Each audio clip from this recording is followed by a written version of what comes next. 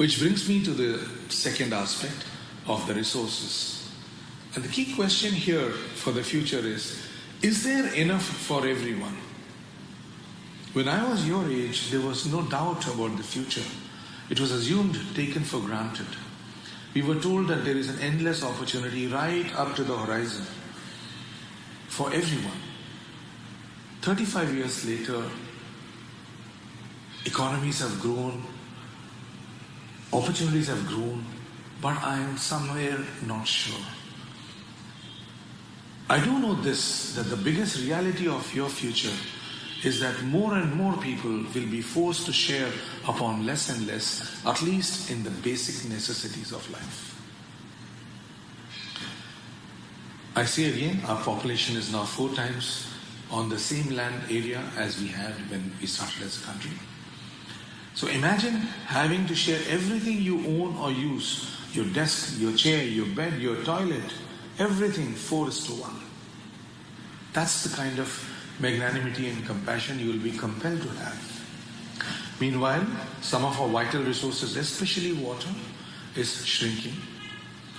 And there are statistics from different parts of the UN that by 2050, our food demand will have risen by 70%, but our production will have increased only by 40%, thanks to the water and climate change effects.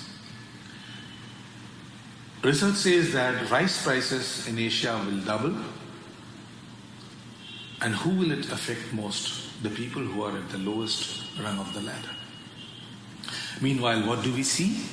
We see rising competition, intolerance and inequality, which is fueled not just by opportunity and ambition, but also by the fear that there will not be enough for everyone. And who will be the worst hit? Unfortunately, it will be times for greater austerity for the poorest of us. My worry and my question is, will they suffer silently or will they assert violently? In fact, it is a miracle that India's poor have not taken to crime or revolt in a big way. The world celebrates India as a model of peaceful coexistence and that paradigm of unity amidst diversity. But I feel that idea is under a severe test now. And I feel that Indian society is a volcano that is no longer dormant. One can hear the rumbling if one listens. We are the world's most unequal nation with the highest Gini coefficient in the world. But I'm not saying being poor is the problem. I'm saying that being without hope is what threatens social order. And the poor may have lost hope. My generation may have ignored the poor or at best paid lip service through slogans like Garibi Hatao. But that is a luxury you are not going to have. We can already see that the poor are losing tolerance. How many of you have seen brand new cars with a mysterious long scratch on the side door or on the bonnet? It has happened to many of my cars. And then I discovered that it was the street urchins. They had sharp metal wires in their palms. And so whenever I see a scratch on a new car, I know it's some child at some street crossing venting out. I shudder when I think of that child's sense of justice.